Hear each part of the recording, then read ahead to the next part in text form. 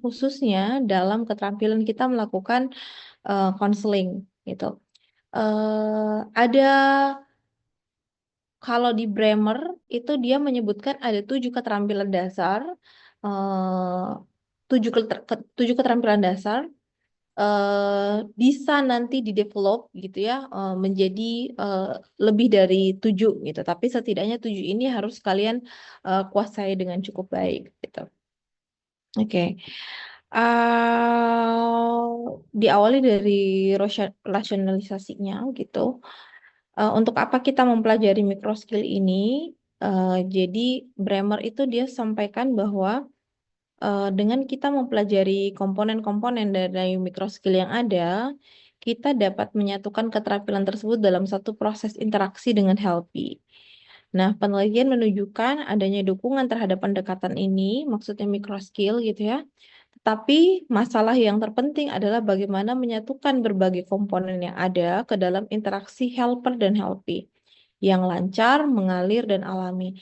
Nah, proses inilah yang menjadi target dalam kalian melakukan proses konseling gitu. Jadi, proses konseling yang baik itu yang seperti apa ya? Yang mengalir gitu, yang lancar, yang tidak banyak diemnya gitu. Yang alami itu berarti kalian ya seperti kalian ngobrol dengan orang lain gitu. Nah, kemudian integrasi dari keterampilan-keterampilan yang ada merupakan satu hal yang penting dan membantu dalam satu interaksi interpersonal. Artinya bahwa komponen-komponen atau micro skill ini tidak hanya berdiri sendiri ya. Jadi misalnya tentu saja dalam proses konseling itu tidak hanya keterampilan listening yang harus kita asah gitu.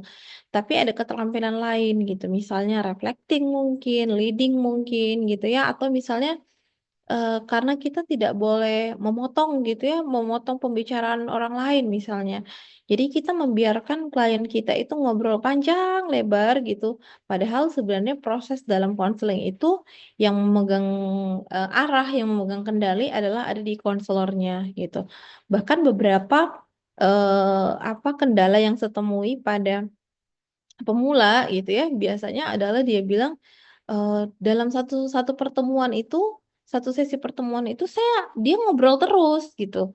Saya nggak bisa apa memotong misalnya seperti itu. Nah, itu adalah keterampilan-keterampilan yang perlu untuk kalian latih dan akan diajarkan. Oke. Selanjutnya, em, kurang lebih teknik dasarnya begitu ya. Ada mengarahkan, mendengarkan gitu ya, mengarahkan, merefleksikan gitu. Ada juga adalah challenging gitu. Kemudian ada interpreting atau memaknai, kemudian ada informing dan ada summarizing atau menyimpulkan. Jadi teknik dalam konseling ini menurut Bremer ada 7 keterampilan dasar yang harus dimiliki oleh seorang helper ketika ingin melakukan hubungan helping relationship gitu. Hubungan yang saling membantu atau hubungan terapeutik begitu ya. Nah, inilah nanti yang akan kami jelaskan dan kemudian nanti akan kalian praktikumkan nih keterampilan-keterampilan ini atau micro skill ini. Oke, saya mulai dari keterampilan pertama. Menurutnya Bremer adalah salah satu basic awal ketika kita melakukan proses helping gitu dengan helping kita adalah proses listening gitu. Em, Tolong dituliskan di room chat gitu ya. Menurut kalian apa bedanya listening dan hearing misalnya? Kenapa disebut sebagai listening dalam proses konseling? Silahkan dituliskan di room chatnya atau mungkin ada yang mau menjelaskan secara langsung juga boleh. Menurut kalian apa sih bedanya active listening gitu ya dengan hearing misalnya? Oke, Andi Saputra silahkan. Baik, terima kasih Kak. Apakah suara saya terdengar dengan Jelas, jelas, silahkan. jelas? Jelas, jelas, silahkan. Cek, kedengaran suaraku Kak? Oke. Iya, kedengaran silahkan. Baik Kak, sependek pengetahuan saya terkait apa ya listening dan juga hearing atau itu apa namanya? Tadi hear ya kak ya, listening dan Ya, hearing. hearing, Eh, betul. eh, kalau listening itu kan sebatas hanya untuk mendengarkan kak, sedangkan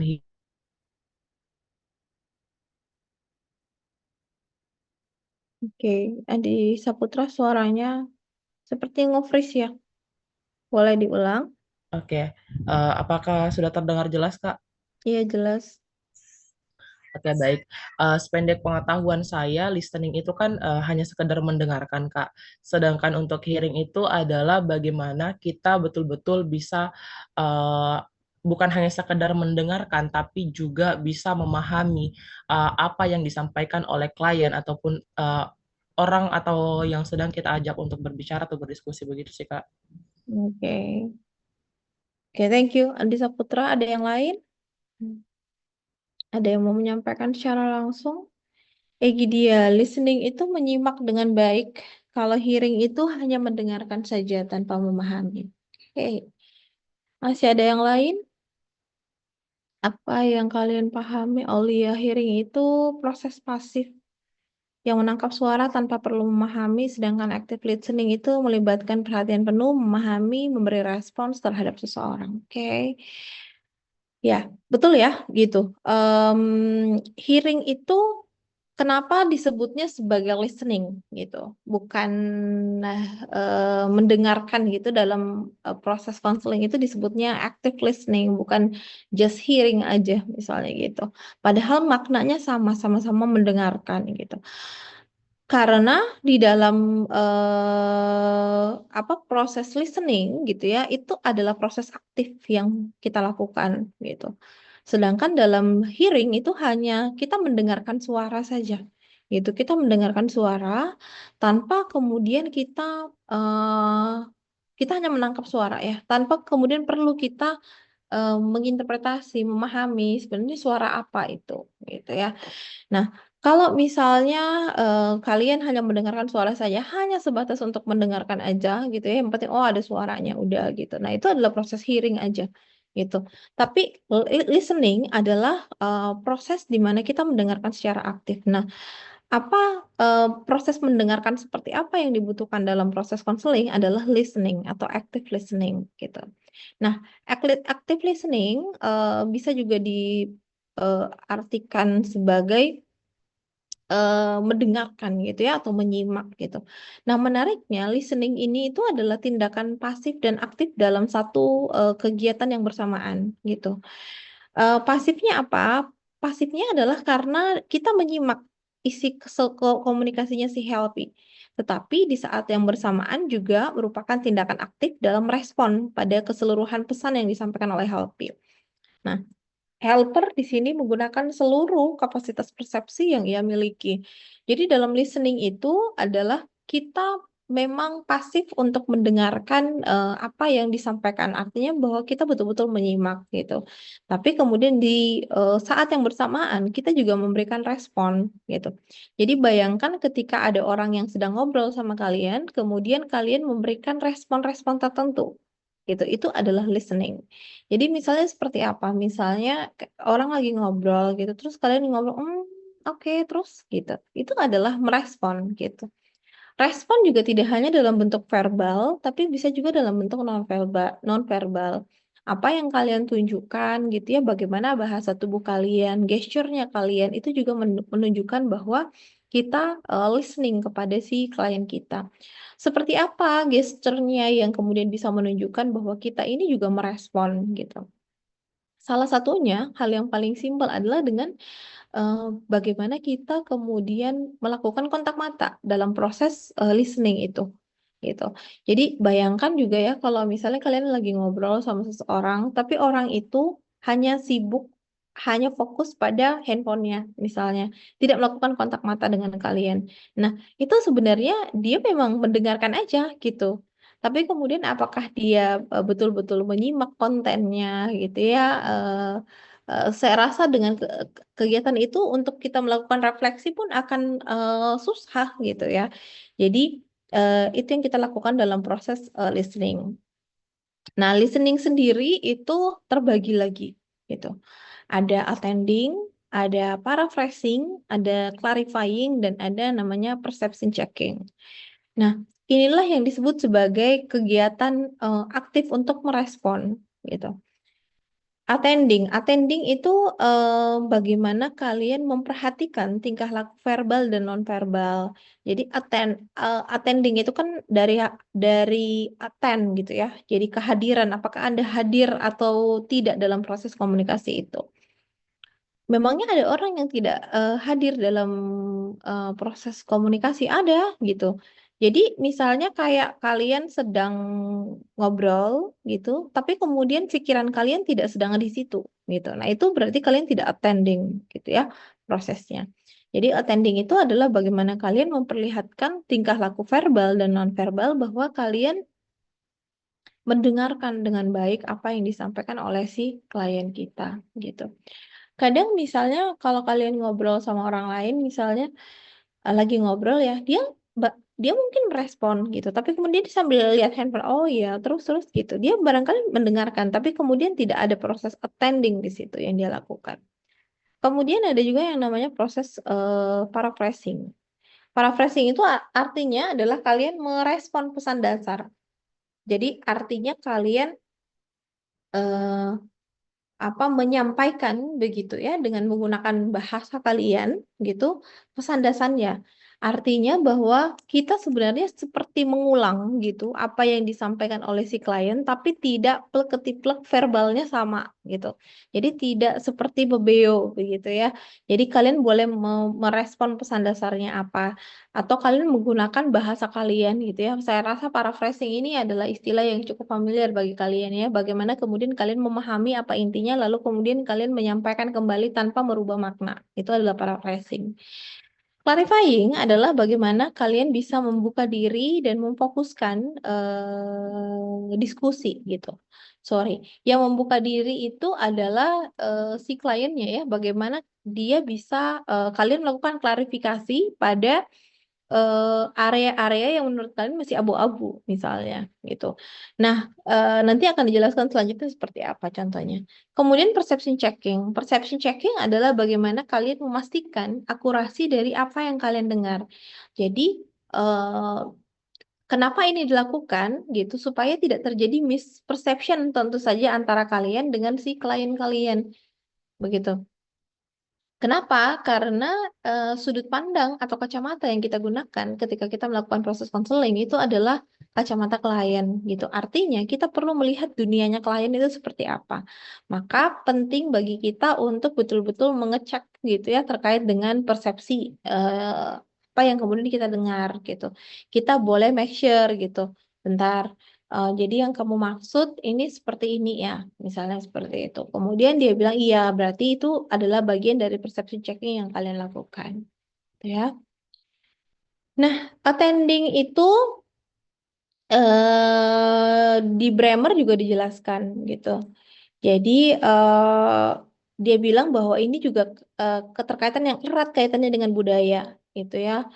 Em, Budaya-budaya misalnya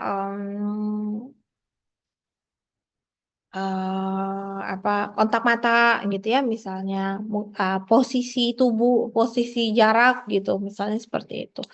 Nah, panduan attending yang efektif adalah yang seperti apa? Yang pertama adalah kalian mampu membangun kontak mata dengan melihat kepada Helpi saat dia berbicara gitu.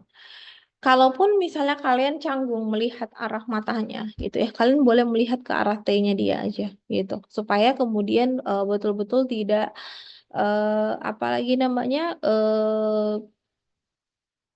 kalian bisa terlihat bahwa kalian sedang melakukan kontak mata dengan dia gitu.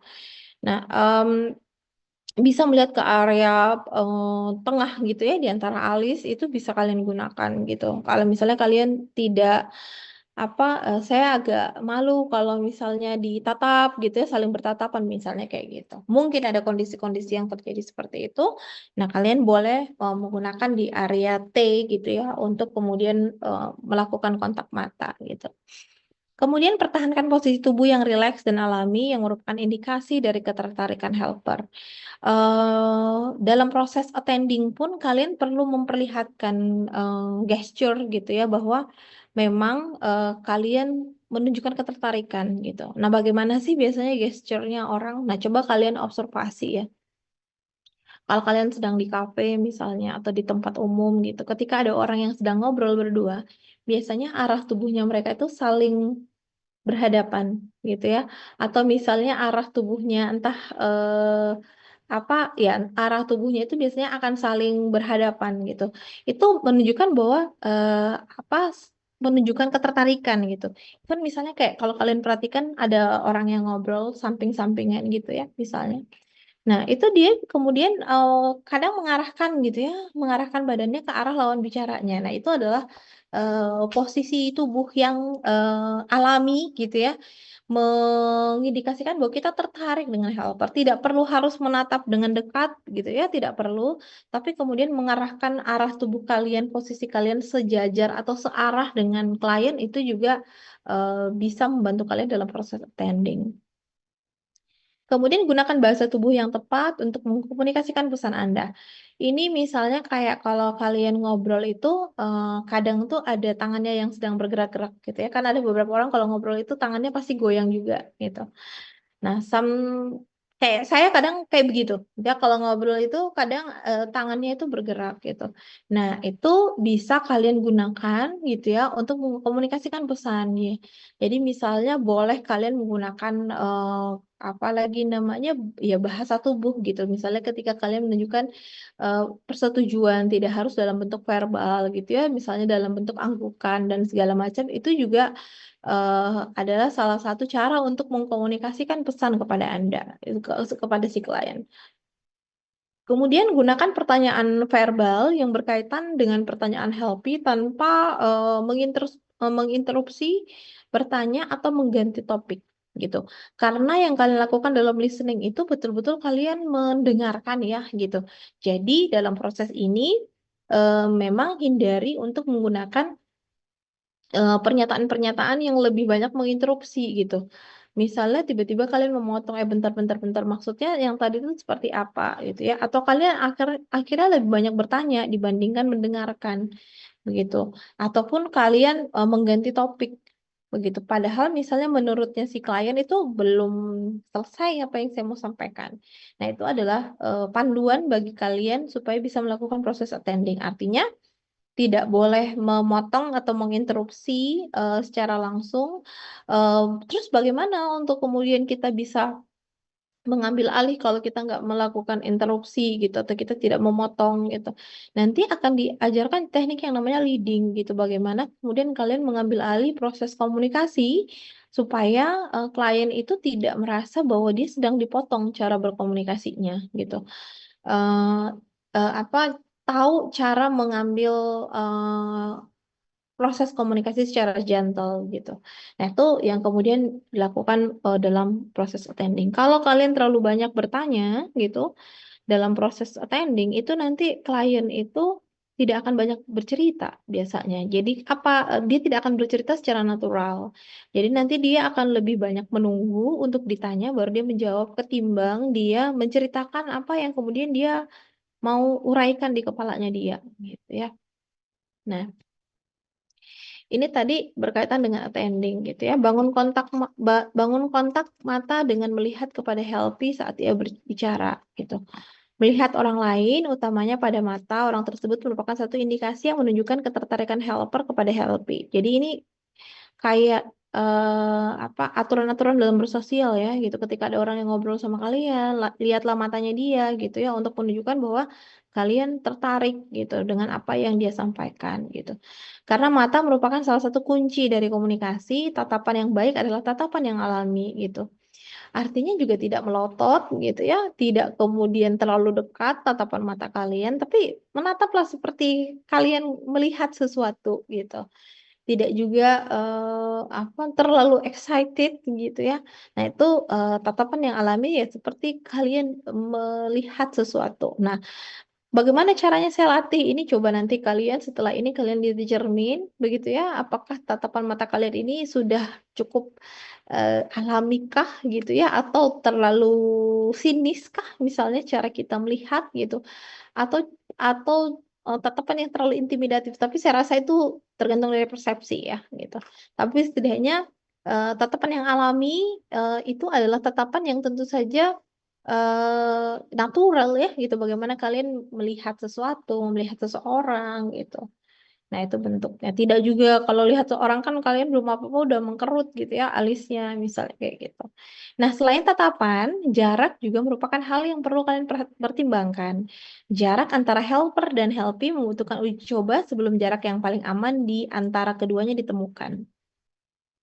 Ini apalagi namanya mungkin lebih ke personal space ya gitu. Jadi selain kontak mata gitu ya, jarak antara kalian dan si klien kalian itu juga perlu untuk dipertimbangkan. Tidak juga dengan tatapan yang terlalu dekat gitu ya. Tidak juga tatapan yang terlalu jauh ya, kalian di ujung gitu ya, terus si kliennya di ujung. Nah, itu tidak juga seperti itu. Tapi kemudian ada apa uji coba jarak gitu.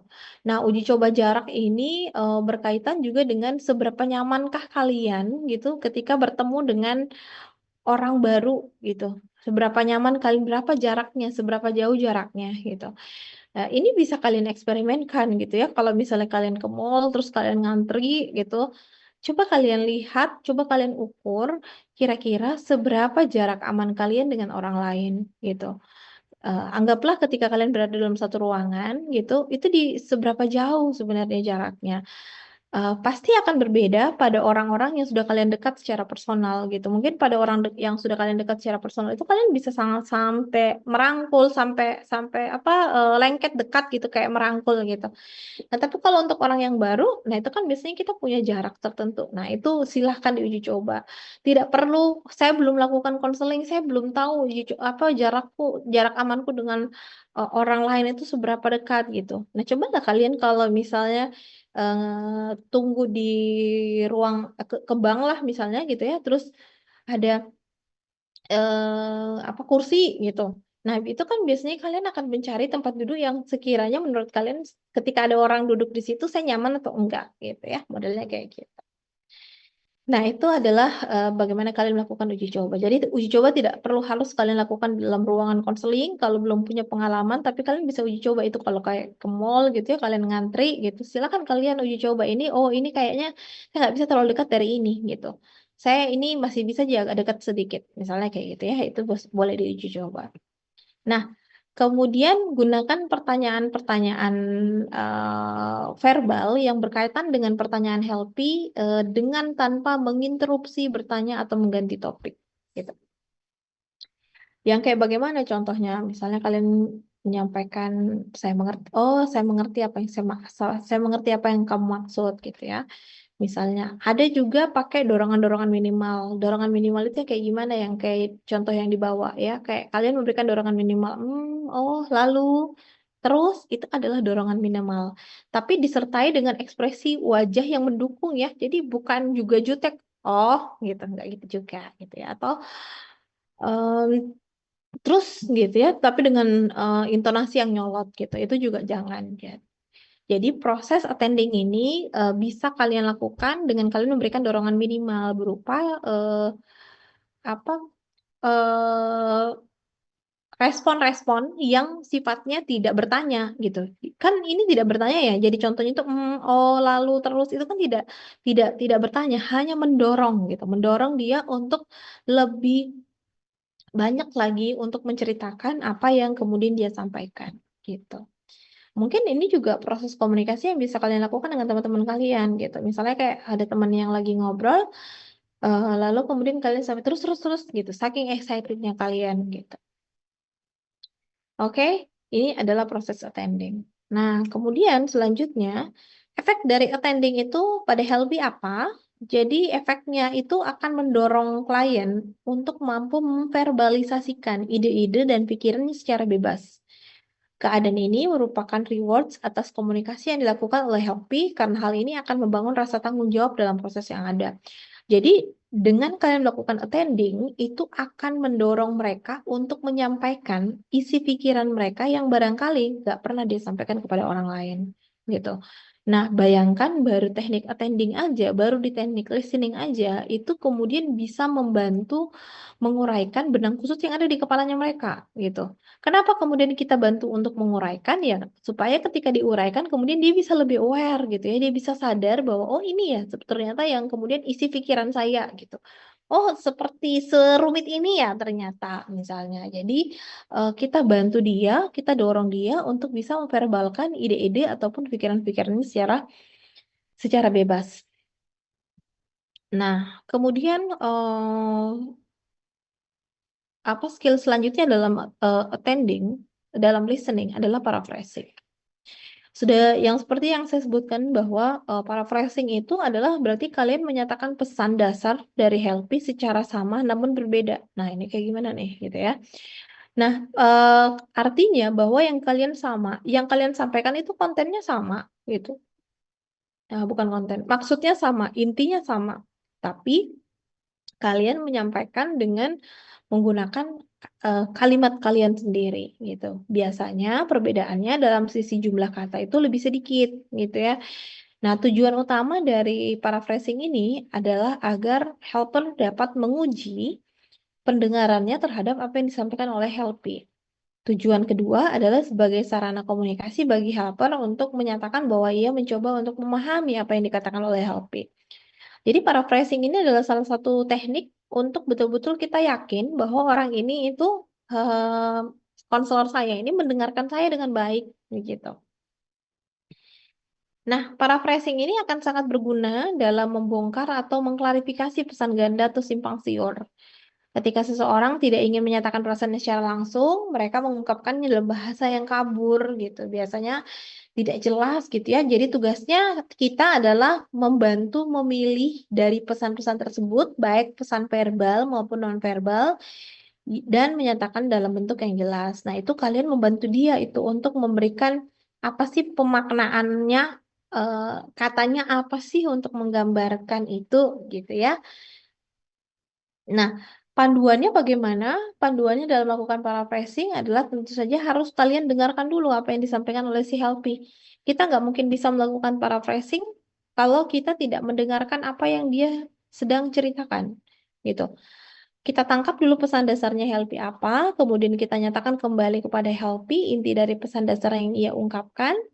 Kemudian silahkan kalian amati responnya mereka ketika kalian menyampaikan kembali, ketika kalian melakukan paraphrasing itu. Apakah dia setuju gitu ya dengan apa yang kalian sampaikan, atau kalaupun dia tidak setuju atau misalnya kita salah dalam menangkap pesan, dia akan langsung bereaksi. Bukan seperti itu yang saya maksud. Misalnya kayak gitu. Misalnya contohnya, ya ini contohnya. Misalnya saya si Healthy ya. Dia bilang saya mencintai istri saya. Dia melakukan banyak hal untuk saya, dia mengatur pakaian saya dan selalu ingin tahu di mana saya berada setiap waktu karena dia khawatir tentang saya. Itu yang disampaikan oleh si Helpy. Gitu.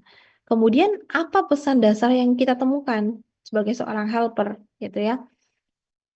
Em, Kemudian kita sampaikan bahasanya, oke, Anda menghargai perhatian istri Anda, gitu ya. Tapi saya merasa dalam menada bicara Anda ada penolakan atas perhatian yang konstan ditunjukkan oleh istri Anda, gitu.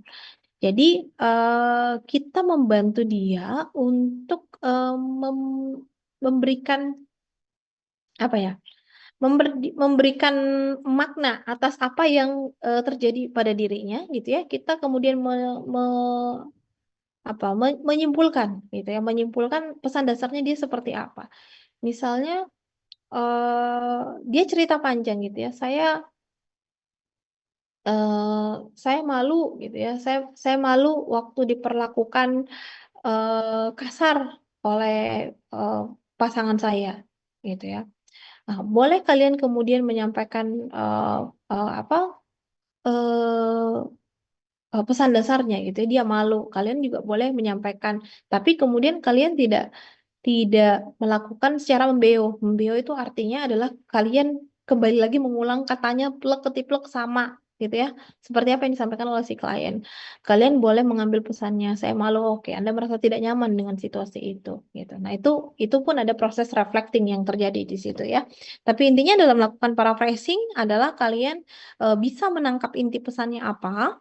Kemudian kalian bisa menyampaikan kembali menggunakan bahasa versi kalian gitu tanpa merubah inti dari apa yang disampaikan oleh si klien gitu. Nah, kemudian adalah tahapan clarifying.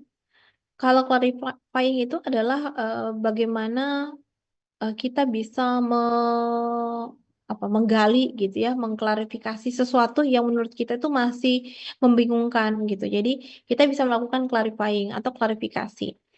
eh Clarifying bisa menjadi efektif. Pertama, misalnya kalau kalian bingung ya apa yang dimaksud itu, kita boleh menyampaikan bahwa sebentar ya, saya agak sedikit miss atau saya agak sedikit bingung di sini. Jadi yang kamu maksud itu yang seperti ini ya. Nah, itu adalah clarifying. Kalian berusaha untuk mengklarifikasi apa yang disampaikan oleh si helpy itu. Kembali lagi kita nggak boleh menduga-duga gitu ya. Oh, dia nggak nyaman ya ternyata diperlakukan kayak gitu. Itu menurut dugaan kita gitu. Karena menurut kita apa yang disampaikan ini masih sangat ambigu misalnya gitu.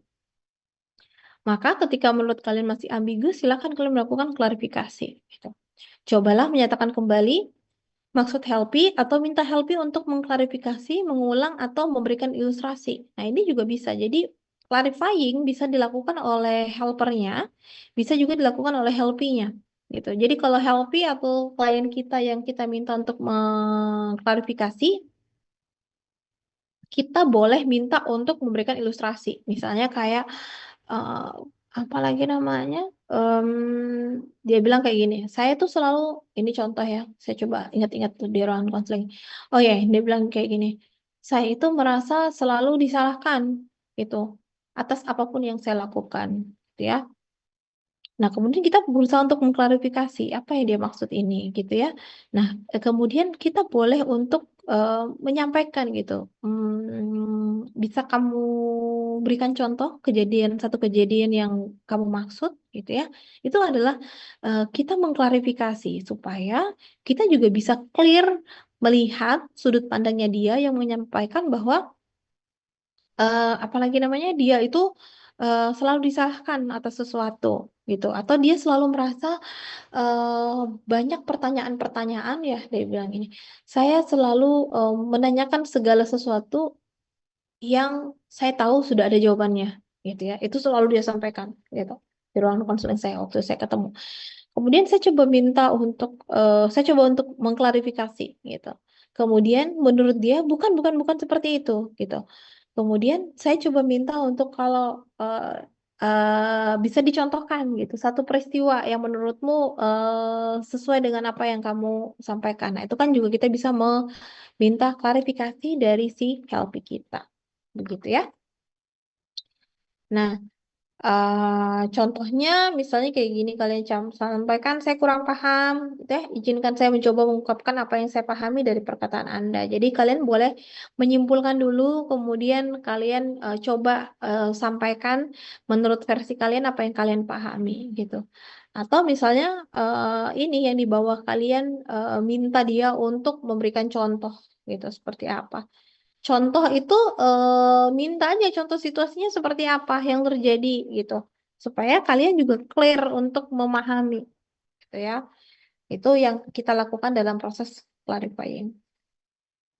Kemudian dalam proses listening ada juga yang namanya perception checking. Jadi dalam perception checking adalah kita memverifikasi gitu ya persepsi helper mengenai apa yang dikatakan oleh helpy.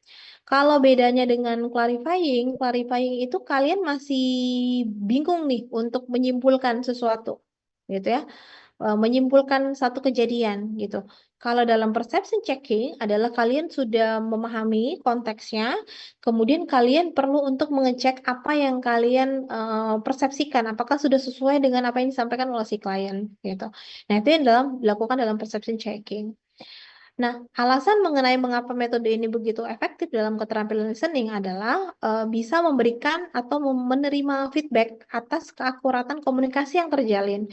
Ketika kalian melakukan perception checking yang oke, maka klien itu akhirnya sampai di tahap misalnya ya itu yang saya maksud seperti itulah. Nah, misalnya kayak gitu. Jadi akan terjadi proses komunikasi yang baik gitu. Nah, dalam proses komunikasi itu akhirnya klien merasa bahwa oke, ada orang lain yang ternyata bisa memahami kerutan isi kepalaku, misalnya kayak gitu. Karena dari isi perception checking yang kalian lakukan gitu ya. Kemudian metode ini berperan untuk memperbaiki mispersepsi helper sebelum mispersepsi tersebut menjadi salah pengertian gitu. Nah, apakah ini bisa saja terjadi? Bisa saja terjadi gitu kan. Apalagi misalnya kalau kita lebih banyak di awal itu lebih banyak sudah judgment begitu ya. Nah, itu maka mispersepsi itu lebih mudah terjadi. Jadi perception checking kalian gunakan itu untuk kemudian bisa memverifikasi sekumpulan eh, apa persepsi yang sudah kalian bangun berdasarkan ceritanya si klien. Kemudian kalian bersama-sama untuk mengecek apa yang kemudian kalian pahami sama seperti apa yang dijelaskan oleh si klien. Begitu ya. Kemudian panduannya dalam perception checking tentu saja kalian melakukan paraphrasing dulu gitu. Paraphraskan apa yang menurut apa yang Anda dengar gitu. Kalian eh, mendengarkan dulu semua, kemudian kalian tangkap intinya, kemudian kalian sampaikan menggunakan bahasa yang kalian pahami gitu ya. Kemudian bisa kalian konfirmasi apakah apa yang Anda sampaikan itu sudah tepat. Minta help untuk mengkoreksi persepsi apabila ada yang menurut kalian itu kurang tepat.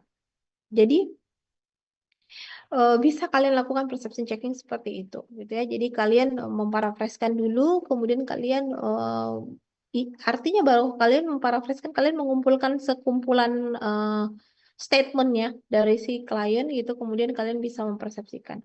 Oke, bentar. Jadi yang saya pahami bahwa kamu ini sedang dalam kondisi tidak nyaman dengan A, misalnya kayak gitu. Nah, itu adalah perception checking. Anda tampaknya merasa terganggu oleh saya. Apakah benar? Nah, ini juga bisa kalian lihat kalau misalnya kalian lihat bahwa oh kok apa yang kalian persepsi dia kok kayaknya tidak belum nyaman ya untuk ngobrol gitu ya. Eh, Kembali lagi ini adalah proses dalam proses listening gitu. Saya menduga-duga apakah rencana yang Anda pilih adalah yang benar, yang Anda inginkan. Anda terdengar ragu-ragu, apakah benar yang saya dengar gitu ya, itu bentuknya. Jadi inti dari perception checking adalah kalian bisa mengecek apa yang kalian persepsikan terkait dengan klien kalian dan kalian bisa mengkonfirmasi kepada si klien. Oke, untuk listening ada yang mau menanyakan mungkin?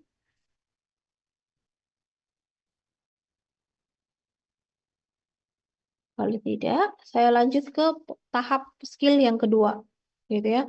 Jadi dalam listening kita sudah belajar attending, kemudian kalian belajar paraphrasing, kalian belajar perception checking, gitu ya. Itu yang kalian lakukan dan kemudian kalian belajar clarifying, itu dalam listening, gitu.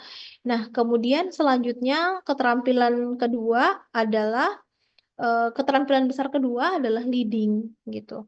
Nah, leading itu dimaknai sebagai pengarahan, lead gitu ya. Kita mengarahkan, pengarahan. Tujuannya apa? Tujuannya adalah kita mau mendorong klien itu untuk bisa mengeksplorasi perasaan dan juga bisa mengelaborasi perasaan-perasaan yang sedang didiskusikan.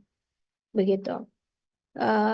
Apa kita bisa eh, mendorong dia gitu ya untuk berbicara lebih banyak pada satu area yang menurut kita mau kita eksplorasi. Itu adalah proses leading. Kemudian leading juga bertujuan untuk membebaskan klien untuk mengeksplorasi berbagai topik dan memberikan respon secara bebas gitu. Nanti dalam leading itu ada juga yang disebut sebagai apa non direktif gitu ya. Kita tidak mendorong secara langsung gitu. Tapi sebenarnya tujuannya sama-sama mendorong gitu. Mendorong dia untuk bercerita tapi Dorongannya itu tidak secara langsung gitu. Nanti akan dicontohkan seperti apa. Mendorong healthy, mendorong klien untuk aktif dalam proses dan mempertahankan tujuan utama dalam proses konseling gitu. Artinya kita tetap pada tujuan bahwa proses konseling ini adalah dia akan lebih banyak untuk bercerita gitu. Nah, proses leading ini berguna dalam proses menolong ataupun helping relationship, terutama berguna pada tahapan pembukaan untuk mengundang ekspresi verbalnya healthy. Oke, apa ini biasanya kalau yang di bawah ini ekspresi verbalnya healthy itu kita dorong untuk membuka di awal itu kita pakai indirect leading gitu ya. Jadi kita tidak langsung menanyakan ke arah area mana yang mau kita gali, tapi kemudian kita secara tidak langsung untuk mendorong dia bercerita gitu. Misalnya salah satunya adalah kalian sampaikan apa yang pengen kamu mau bagi gitu ya, cerita apa yang pengen kamu mau ceritakan hari ini. Nah, itu kan sebenarnya adalah indirect gitu. Kalau directnya kayak gimana? Kalau directnya adalah kalian langsung nembak gitu ya. Oke, bagaimana masalahmu sama si A? Bagaimana masalahmu sama si B? Itu kan direct gitu.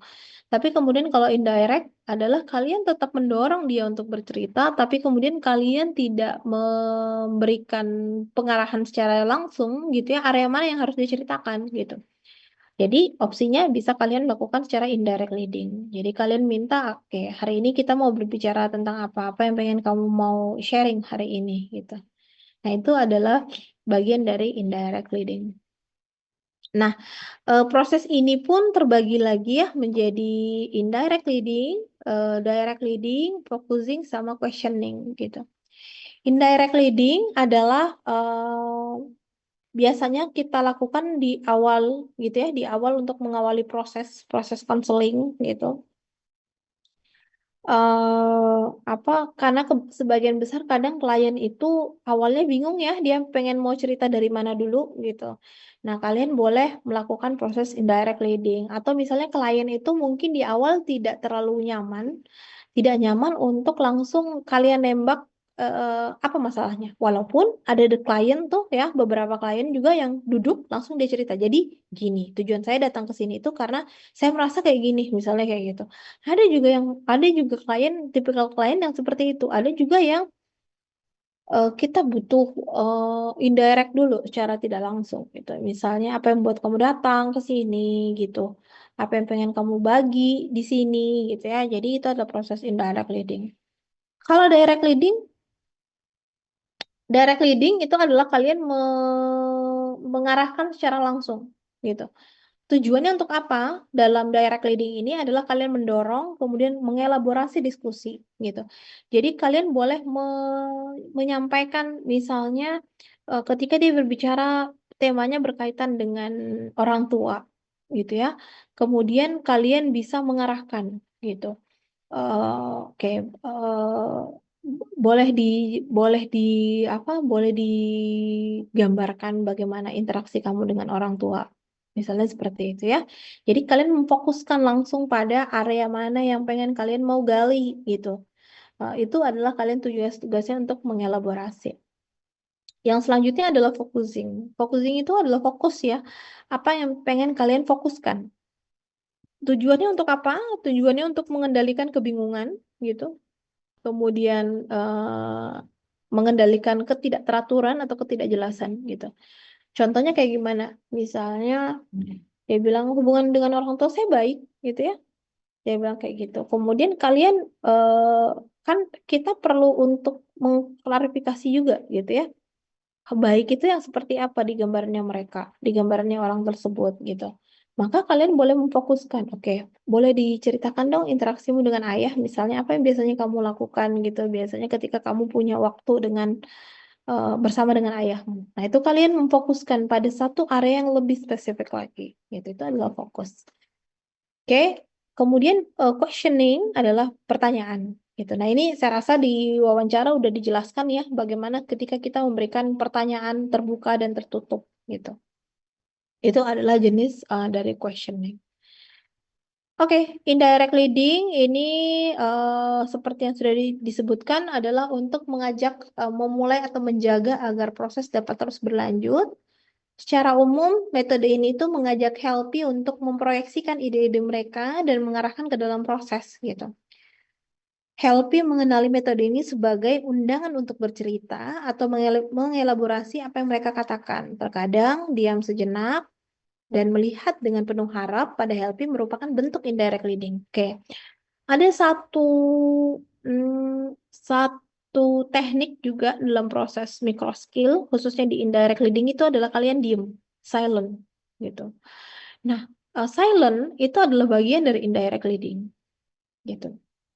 Ketika dia bercerita, kalian diem, gitu ya. Diemnya itu bukan bengong ya, tapi kalian seperti pause, jeda. Tujuannya untuk apa? Tujuannya untuk dia melanjutkan lagi apa yang dia mau sampaikan. Itu adalah bagian dari indirect leading, begitu. Di sini dimaknai indirect itu sebagai undangan untuk bercerita gitu ya. Karena terkadang itu klien ya kayak tadi saya contohkan, ada klien saya juga yang langsung datang duduk masuk di ruangan. Jadi gini Mbak, saya tuh datang ke sini tuh karena saya merasa kayak gini. Jadi dia langsung bercerita. Ada juga klien yang duduk gitu ya, masih butuh beradaptasi gitu. Nah, itu kita perlu diundang dia untuk bercerita gitu. Nah, salah satunya setelah kalian menggunakan pertanyaan-pertanyaan umum ya yang sudah dijelaskan di pekan sebelumnya, misalnya kalian bertanya pada hal-hal yang sifatnya general gitu, apa kalian tanyakan kabarnya misalnya, atau kalian menanyakan hal-hal general, misalnya dia sedang memegang sesuatu yang menurut kalian menarik perhatian kalian gitu, itu apa gitu. Oh seneng ya dengan hal seperti itu. Jadi setelah kalian melewati proses apalagi namanya pertanyaan yang general yang tidak ada kaitannya dengan masalah. Nah, kemudian di tahapan indirect leading ini boleh kalian kemudian memfokuskan, oke, apa yang pengen kamu sharing hari ini, apa yang pengen kamu ceritakan hari ini kepada saya. Itu adalah bagian dari bagaimana kita mengundang klien itu untuk dia bercerita, gitu. Oke. Nah, panduannya bagaimana? Tentukan tujuan pengarahan dengan jelas apa yang pengen kalian leading, gitu. Apa yang pengen kalian mau gali, gitu ya. Kemudian jaga agar pertanyaan pengarah tetap umum dan tidak terfokus gitu. Karena di awal ini namanya aja indirect leading gitu ya. Jadi apalagi namanya tidak tidak langsung fokuskan pada area masalah karena kalau udah langsung fokus ya berarti sifatnya adalah direct leading. Kemudian gunakan pertanyaan terbuka di awal-awal untuk kalian membuka sesi konseling kalian dengan klien kalian gitu. Tunggu sebentar ya. Adek.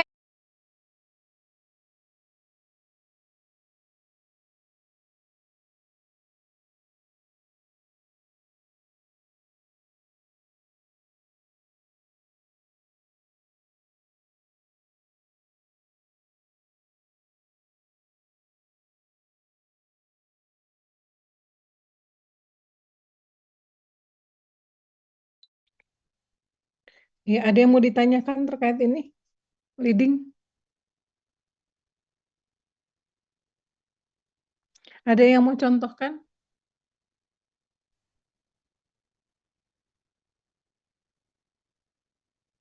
Hai Kala. Iya Bu, baru bangun tidur.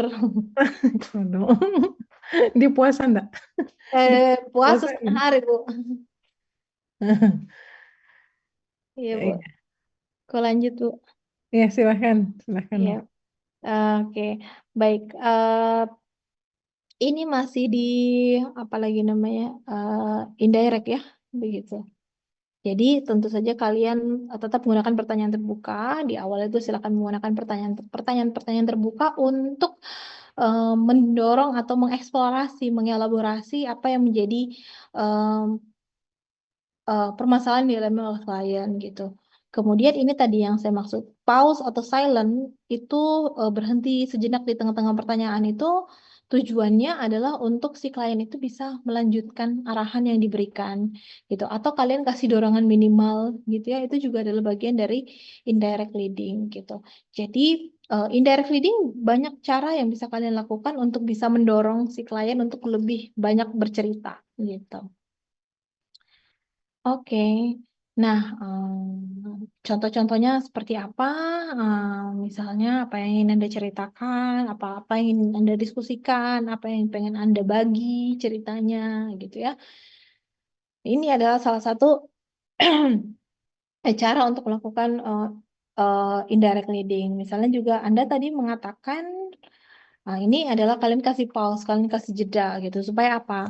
Supaya si klien itu kembali lagi untuk terdorong bercerita gitu ya, mengelaborasikan apa yang disampaikan.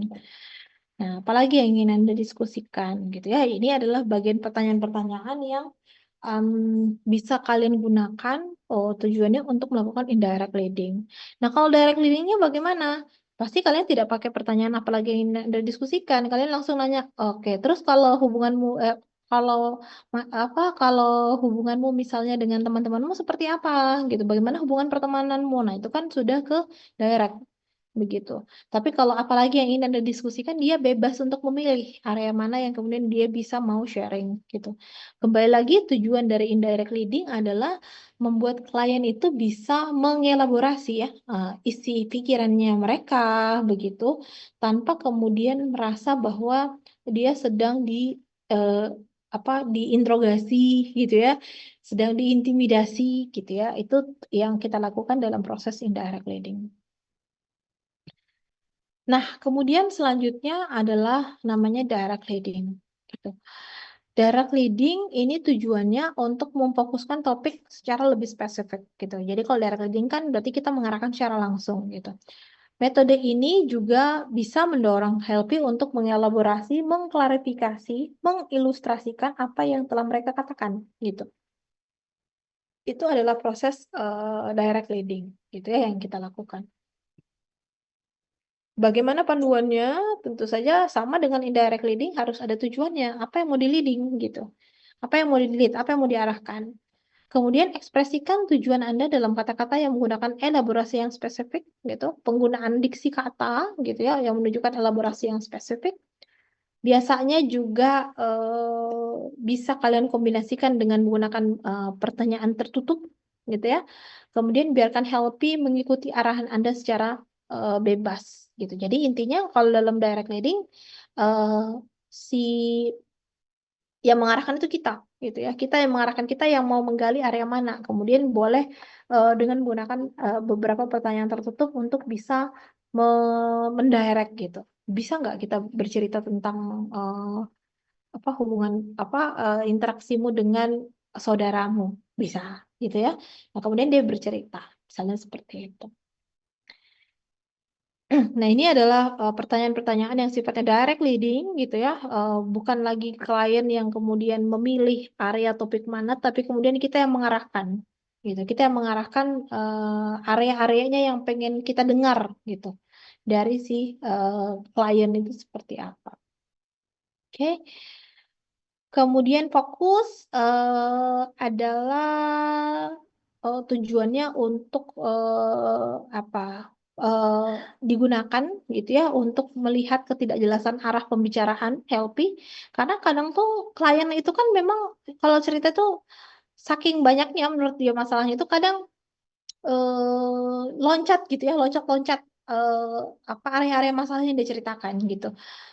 Menurut kita tuh di bagian area ini masih belum banyak informasi yang data yang kita bisa simpulkan atau data yang bisa kita tarik gitu ya informasinya. Kemudian dia udah pindah lagi ke area yang lain. Nah, focusing ini berguna untuk melakukan hal itu gitu. Jadi kalian bisa kembali untuk eh, mengarahkan gitu ya pembicaraannya ini yang mana dulu nih yang mau difokuskan. Bantu Helpy untuk fokus pada perasaan yang tersembunyi dari diskusi. Ini juga adalah bagian dari focusing itu sendiri. Nah, ini misalnya kayak pada hal-hal yang lebih spesifik gitu ya. Tolong ceritakan lebih spesifik tentang perasaanmu ke ibumu seperti apa. Jadi bisa difokuskan gitu ya area topiknya. Nah, ini juga salah satunya ya. Anda telah mengungkapkan banyak topik nih gitu ya. Bisakah kita memilih gitu? Bisakah Anda memilih topik yang menurut Anda paling paling penting untuk pengen kalian ceritakan, Anda ceritakan, atau misalnya kalian menanyakan gitu ya, saking misalnya terlalu banyak masalah yang dia sampaikan gitu, kalian boleh satu-satu bentar, bisa satu-satu kita ke arah sini dulu gitu ya, misalnya itu adalah bagian dari focusing. Nanti habis itu baru kita ke area yang ini lagi. Nah itu adalah bagian dari ya focusing ya, bagian dari lead, bagaimana kita mengarahkan, memandu gitu ya proses dari konseling itu sendiri. Questioning ini adalah bagian dari keseluruhan dari proses wawancara ya gitu. Karena kan isinya adalah proses wawancara kan adalah kalian berkomunikasi gitu. Proses komunikasi akan terjalin adalah ketika adanya proses questioning atau bertanya ya yang kalian lakukan. Nah, questioning tentu saja adalah ada pertanyaan terbuka gitu ya dan ada pertanyaan yang tertutup. Nah, sebisa mungkin memang dalam proses konseling itu kita lebih memfokuskan di awal-awal itu pada active listening, begitu. Tidak banyak bertanya gitu ya, lebih banyak mendengarkan secara aktif gitu. Nah, kemudian efek yang tidak diinginkan dari pemberian questioning yang terlalu banyak gitu, mengganggu healthy karena mengganggu klien karena merasa terinterogasi gitu ya. Jadi bayangkan kalau kalian ngobrol gitu sama orang lain terus lebih banyak bertanya gitu ya. Jadi akhirnya jawaban-jawaban yang diberikan juga akan cenderung normatif gitu. Mengurangi tanggung jawab personal pada proses menolong gitu ya. Karena tanggung jawab personal itu kan nanti si klien akan lebih banyak bercerita gitu. Kemudian kalian akan lebih banyak mendengarkan dan kemudian ada proses interpretasi juga nanti di skill selanjutnya. Kemudian meningkatkan ketergantungan helpy pada helper. Akhirnya, kalau kalian terlalu banyak menggunakan questioning, bertanya gitu ya, teknik pertanyaan, apalagi pertanyaan-pertanyaan yang sifatnya tertutup, maka klien itu akan menunggu untuk ditanya baru menjawab gitu, bukan atas keinginan dia untuk bercerita gitu. Jadi akhirnya itu yang meningkatkan ketergantungannya dia gitu kepada helpernya. Kemudian mendorong munculnya jawaban-jawaban yang lebih mudah diterima secara sosial dibandingkan respon yang jujur gitu. Jadi ini jawaban-jawaban normatif ya. Jadi misalnya kayak kalian tanya apakah kamu sayang dengan ibumu gitu. Pertanyaan-pertanyaan kayak gitu kemudian dia jawabnya iya gitu. Barangkali ada bagian-bagian tertentu gitu ya yang kemudian dia tidak langsung pada statement itu gitu, tapi apa kita terlalu banyak menggunakan pertanyaan khususnya pertanyaan-pertanyaan tertutup begitu sehingga respon yang diberikan juga adalah respon-respon yang sifatnya normatif bukan atas keinginan dari dirinya gitu ya atau memang proses yang terjadi dalam dirinya seperti itu. Nah, panduannya berikan pertanyaan terbuka gitu ya. Nah, ini saya rasa kalian sudah lebih sudah paham gitu ya terkait dengan hal ini karena sudah menelusuri atau wawancara. Ada pertanyaan terbuka, ada pertanyaan yang tertutup gitu. Pertanyaan terbuka yang seperti apa yang membutuhkan elaborasi gitu ya, membutuhkan eksplorasi dari klien untuk menjawab pertanyaan itu. Sedangkan pertanyaan tertutup tentu saja yang responnya adalah ya dan tidak saja gitu. Nah, pertanyaan selanjutnya adalah apakah kita tidak boleh gitu ya menggunakan pertanyaan tertutup? Boleh gitu ya, boleh. Apalagi namanya pertanyaan tertutup itu kan membantu kita untuk mengklarifikasi gitu, mengkonfirmasi gitu ya, apakah yang kita sudah pahami ini gitu ya, kita tangkap ini udah sesuai dengan apa yang disampaikan gitu. Nah, itu juga adalah tahapan dalam proses pertanyaan tertutup gitu. Tapi kembali lagi tidak disarankan untuk terlalu banyak menggunakan pertanyaan-pertanyaan tertutup begitu. Boleh kita lakukan untuk mengklarifikasi sesuatu gitu ya. Sehingga dia membutuhkan respon ya atau tidak. Misalnya kalian udah cerita panjang, jadi ada permasalahan ya antara kamu dengan ibumu yang membuat kamu itu merasa sekarang saat ini jauh dan saat ini membuat kamu sedih. Betulkah seperti itu? Nah, kemudian dia mengkonfirmasi iya. Jadi pertanyaan tertutup itu tidak selamanya tidak boleh atau haram digunakan dalam proses konseling enggak gitu. Tapi kalian bisa mengkombinasikan itu untuk bisa mengklarifikasi pada satu hal tertentu. Oke? Selanjutnya adalah tahapan refleksi. Begitu. Ada yang mau ditanyakan mungkin untuk tahap apa skill yang kedua yaitu leading? Cukup clear ya, gitu. Mudah-mudahan clear. Eh Selanjutnya adalah refleksi. Jadi kita udah listening, kita udah leading. Dalam leading ada direct leading dan indirect leading, ada juga focusing dan juga ada questioning di dalam situ. Nah, kemudian kita langsung ke refleksi atau reflecting.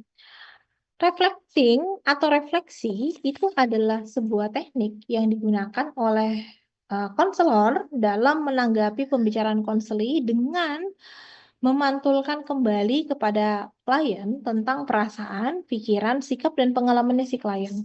Jadi reflecting itu apa? Reflecting itu kan pantulan ya, gitu. Pantulan apa yang dipantulkan? Apa yang dipantulkan adalah perasaan, pikiran, dan sikapnya si Helpi. Nah, kalian tangkap tuh perasaannya dia, kemudian kalian sampaikan kembali kepada si klien. Oke, jadi yang kamu rasakan ini eh, sedih ya saat ini. Itu berarti kamu merasa sedih saat ini. Misalnya kayak ada beberapa klien juga itu yang misalnya dia tidak bingung ya menggunakan istilahnya apa ya saya nggak tahu tapi rasanya itu tidak menyenangkan gitu ya rasanya itu kayak sesak banget di dada misalnya kayak gitu. Nah itu perlu untuk kita refleksikan kita perlu untuk bisa membantu dia memantulkan sebenarnya apa sih sebenarnya yang dirasakan yang sakit itu sebenarnya apa perasaan sedihnya kah perasaan kecewanya kah, perasaan marahnya kah yang dia pendam gitu sehingga membuat dia merasa sesek gitu. Jadi itu yang kita lakukan dalam proses refleksi. Nah, pemantulan ini merupakan hasil pengamatan terhadap perilaku verbal dan non-verbalnya si healthy atau si klien. Begitu. Oke. Nah, reflecting, ini ada banyak lagi jenisnya. Walaupun misalnya di beberapa buku itu dia hanya masukkan feeling sama konten aja ya gitu. Experience itu biasanya beda lagi konten. Jadi kalau kita baca buku itu memang ada beberapa penamaan istilah yang di Bremer itu misalnya nanti kayak di bukunya Corey itu beda lagi namanya. Tapi sebenarnya targetnya sama gitu ya. Jadi yang penting kalian paham cara melakukannya itu seperti apa. Nah, Raf, boleh di enggak boleh nonton di kamar. Itu bunyi HP di situ. Ya udah, Mama tunggu di sini. Mama ngajarnya di sini. Oke? Oke. Nah, reflecting itu terbagi lagi menjadi ada reflecting feelings, reflecting experience, sama reflecting content gitu. Ingat, reflecting itu adalah berarti kita memantulkan, gitu ya, pemantulan, gitu. Kita pantulkan. Apa yang kita pantulkan tadi di slide sebelumnya adalah apa pikirannya mereka, apa perasaannya mereka, gitu ya, dan kemudian bagaimana mereka bereaksi. Nah, reflecting feelings artinya berarti kalian merefleksi perasaannya dia, begitu. Apa yang dia rasakan, gitu ya, itu reflecting feelings. Kemudian reflecting experience adalah kalian memberikan respon terkait dengan keseluruhan pengalaman yang mereka ceritakan begitu. Itu adalah reflecting experience.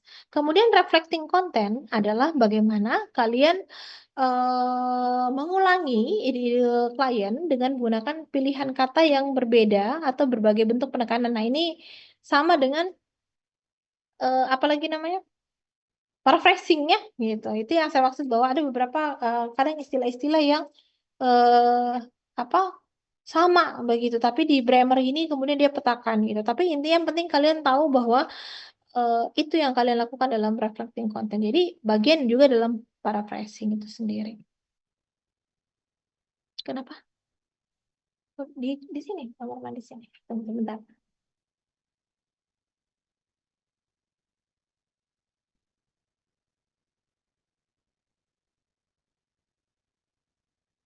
oke. Saya akan ke pertama, yaitu adalah reflecting feelings, gitu ya. Bagaimana kita merefleksikan perasaannya seseorang atau klien kita. Tujuannya apa? Kita melakukan reflecting feelings.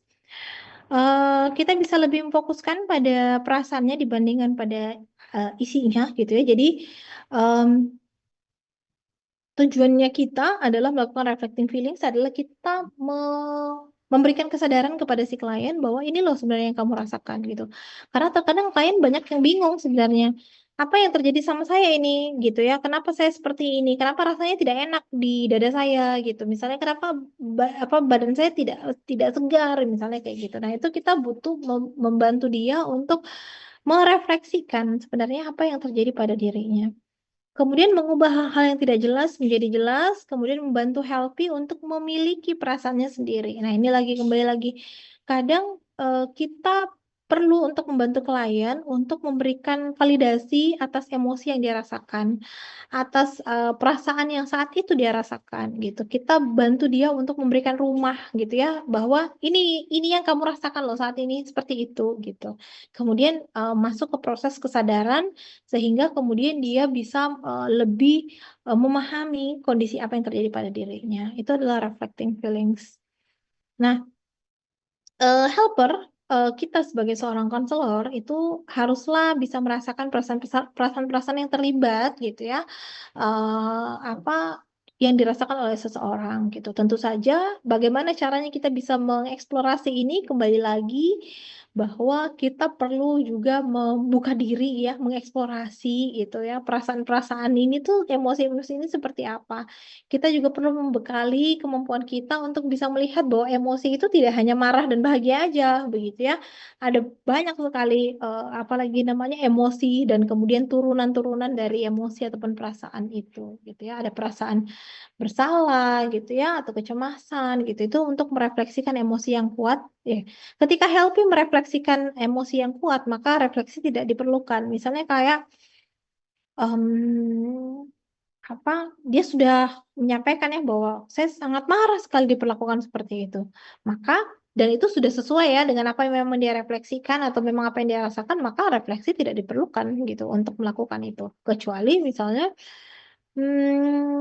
apa dari ceritanya gitu ya, kelihatannya orang ini memang kecewa gitu sama sesuatu gitu, sama seseorang misalnya. Nah, itu kemudian kita bisa membantu dia untuk merefleksikan gitu. Tapi kemudian kalau emosinya udah kuat, kemudian dia bisa statement gitu ya bahwa apa yang dia rasakan emosinya ini dan kita nilai itu adalah sesuai gitu, maka tidak perlu refleksi, khususnya refleksi feelings itu dilakukan. Nah, bagaimana tahapannya kalian melakukan reflecting? Tentu saja adalah kalian menetapkan perasaan apa yang diekspresikan adalah healthy. Kalian harus bisa menangkap ya emosi apa, perasaan apa yang dia rasakan. Kemudian kalian bisa menggambarkan perasaan tersebut secara jelas kepada mereka. Kemudian kalian bisa mengobservasi efek dari reflecting itu pada si klien. Apakah misalnya dia mengangguk gitu ya, menunjukkan kesetujuan. Nah, kemudian menetapkan apakah refleksi itu berefek positif atau negatif atau mengganggu, gitu ya, misalnya seperti itu. Kadang misalnya kita bantu dia untuk merefleksikan, oke, sepertinya itu apa sebenarnya yang kamu rasakan itu kemarahan pada pada A misalnya. Nah, itu kemudian dia merasa atau dia menyadari bahwa oh, oh benar ya, itu saya marah lah sebenarnya gitu. Atau misalnya yang mengganggu itu gitu. Saya nggak menyadari atau saya kok nggak sadar ya, saya tidak menyadari, saya tidak yakin bahwa sebenarnya saya marah sama si A misalnya gitu ya. Nah, ini contoh-contohnya ketika kalian melakukan reflecting gitu ya, kamu dengan kata lain kamu membenci orang ini. Nah, itu adalah kalian merefleksikan gitu. Mungkin di percakapan ini si klien itu nggak pernah menyebutkan istilah membenci gitu ya atau marah mungkin, tapi dalam bentuk bahasa-bahasa yang lain, kemudian kalian bisa untuk merefleksikan.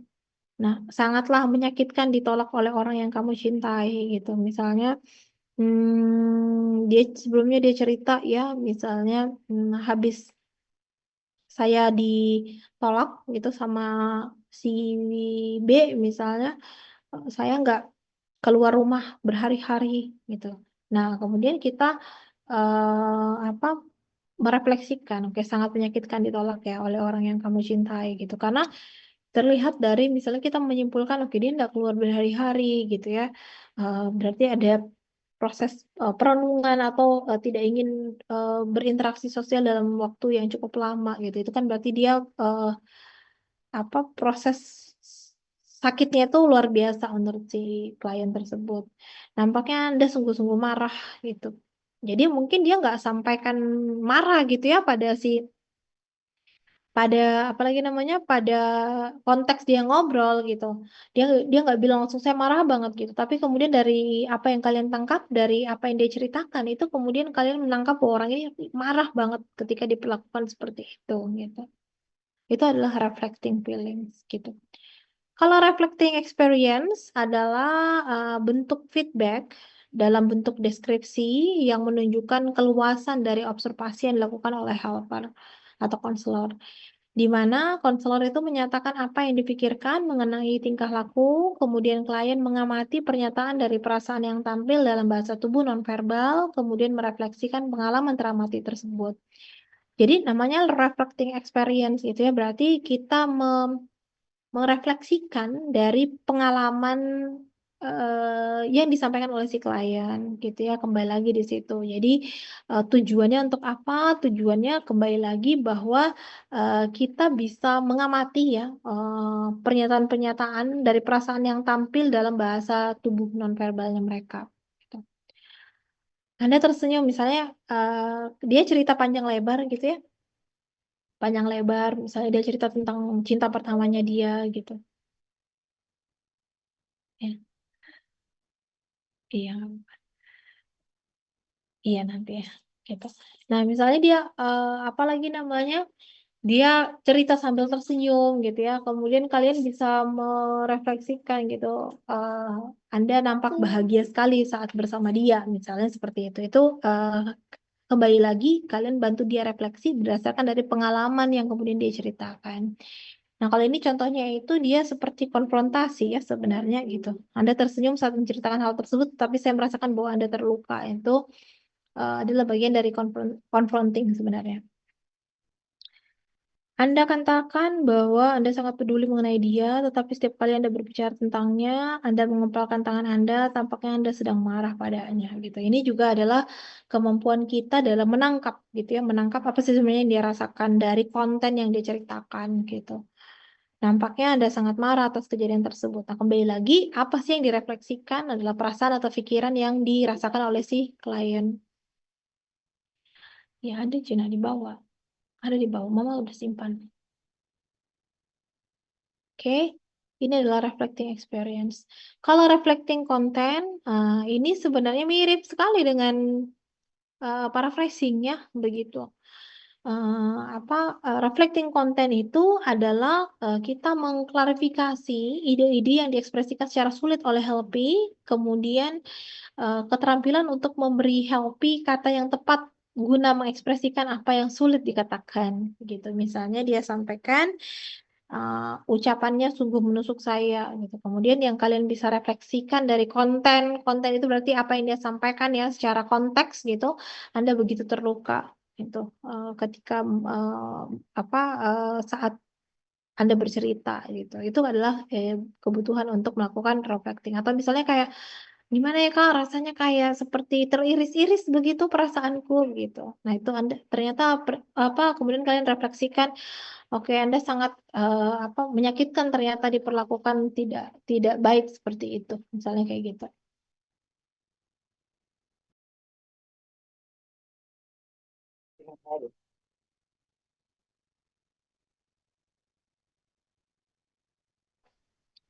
Begitu ya untuk reflecting konten. Nah, kemudian ada beberapa catatan-catatan ketika kita melakukan reflecting yang harus kita hati-hati atau waspadai adalah respon yang stereotype gitu. Misalnya tidak semua orang yang sedih itu menangis itu karena bersedih begitu. Jadi kita terjebak dengan stereotype seperti itu atau misalnya dia ini yang selalu kadang ya ya ya terjebak dalam stereotip ya misalnya kayak saya pernah ketemu sama eh, penyidik ya misalnya dia bilang itu orangnya udah kelihatan sedih jika dia cerita sambil apa lagi namanya tertawa-tawa misalnya kayak gitu jadi hati-hati dengan respon-respon yang cenderung stereotip gitu tidak selamanya orang eh, tertawa itu karena bahagia begitu ya bisa bisa juga dia saking terlalu mirisnya gitu ya, dia menertawakan kehidupannya dia, misalnya seperti itu. Atau kembali lagi, tidak semua orang yang menangis itu karena dia sedih gitu. Bisa saja dia karena bahagia misalnya gitu ya. Jadi hati-hati dengan respon-respon yang cenderung stereotype ataupun reaksi-reaksi emosional yang cenderung stereotype. Waktu yang tidak tepat gitu ya, kita terlalu banyak begitu, kebanyakan ya waktu yang tidak tepat dalam melakukan refleksi begitu ya. Kemudian terlalu banyak gitu sampai memperlambat proses. Jadi setiap apa yang disampaikan kalian refleksi, setiap apa yang disampaikan kalian refleksi. Jadi prosesnya itu panjang sekali dalam setiap sesi. Kemudian bahasa yang digunakan tidak sesuai dengan budaya dan tingkat pendidikan healthy gitu. Misalnya kalian menggunakan istilah-istilah yang agak agak sulit ya. Misalnya kalian menggunakan istilah-istilah yang sangat psikologis banget misalnya gitu. Apalagi kalian pakai istilah-istilah yang ya tidak sesuai misalnya dengan tingkat pendidikannya mereka. Begitu. Bagi beberapa orang tuh masih awam misalnya orang menyampaikan istilah dengan kata anxiety gitu ya, apalagi misalnya eh, tingkat pendidikannya seperti apa. Nah, itu hati-hati ketika kalian melakukan refleksi, kemudian diksi kata yang kalian pilih adalah eh, apa tepat gitu sebenarnya refleksinya. Tapi kemudian diksi kata yang dipilih itu kemudian tidak sesuai dengan budaya atau tingkat pendidikannya si Helpi, sehingga dia jadinya tidak paham sebenarnya apa yang kalian refleksikan, walaupun sebenarnya refleksi yang kalian lakukan tepat gitu. Oke. Nah, panduannya bagaimana kalian melakukan reflecting adalah baca secara keseluruhan gitu ya, tangkap apa yang kemudian dia sampaikan kepada kalian. Pilihlah campuran yang paling tepat antara isi dan perasaan yang tampak untuk lebih memahami guna mencapai tujuannya. Jadi kembali lagi, kalau kita melakukan reflecting itu adalah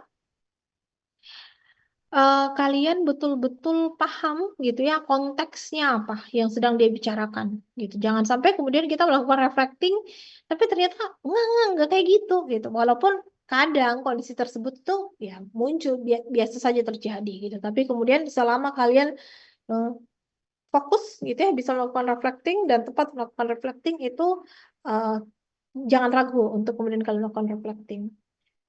Tunggulah konfirmasi gitu ya atau penyangkalan healthy atas refleksi ini juga opsional, boleh kalian lihat gitu.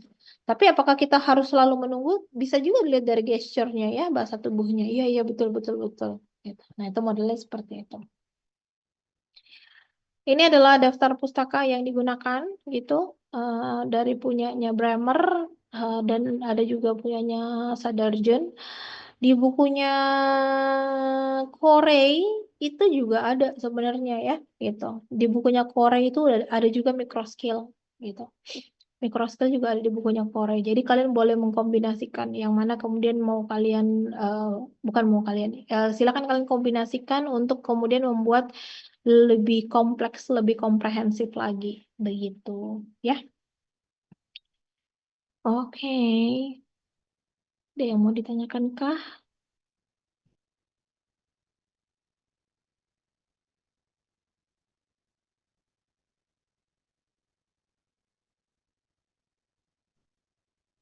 Ibu ada yang mau Ibu tambahkan Ibu? Cukup, Iya Bu. cukup. Nanti Baik. kan setelah materi-materi semua baru Iya, praktek kan ya, baru iya Bu. jadi Betul Bu. nggak bisa juga kita ini kan sekarang Iya Bu. salah. Oke. Oke. Ada yang mau bertanya kah? Siap-siap aja ini apa namanya praktek tadi udah sampai mana sih? Leading Tadi terakhir, eh, listening, leading, sama listening, reflecting Bu. reflecting. Oh iya. Berarti kalau pekan depan itu masih terusannya itu ya? Terusannya itu Bu, ada Hmm, konfront, iya, interpreting, challenging, konfront. summarizing, sama informing Bu. Walaupun sebenarnya kalau di bukunya Korea kan ada tambahannya lagi ya Bu ya. Iya, iya. Gitu. Nanti nggak apa-apa sih, itu dulu semua yang Novi sampaikan, baru nanti belakang saya kasih tambahan. Jadi Oke Bu. biar mahasiswanya nggak bingung. Iya Bu. Mm-mm. Oke. Oke. Kalau tidak ada yang mau ditanyakan, mungkin bisa kita akhiri. Jadi mulai mulai pelan-pelan untuk berlatih begitu ya untuk terkait dengan mikro skill yang tadi karena kembali lagi kami ingatkan bahwa mikro skill ini nanti yang akan dinilai dalam proses praktikumnya nanti gitu. Baiklah, saya tutup perkuliahan hari ini dengan mengucapkan alhamdulillahirobbilalamin. Assalamualaikum warahmatullahi wabarakatuh dan selamat siang semuanya.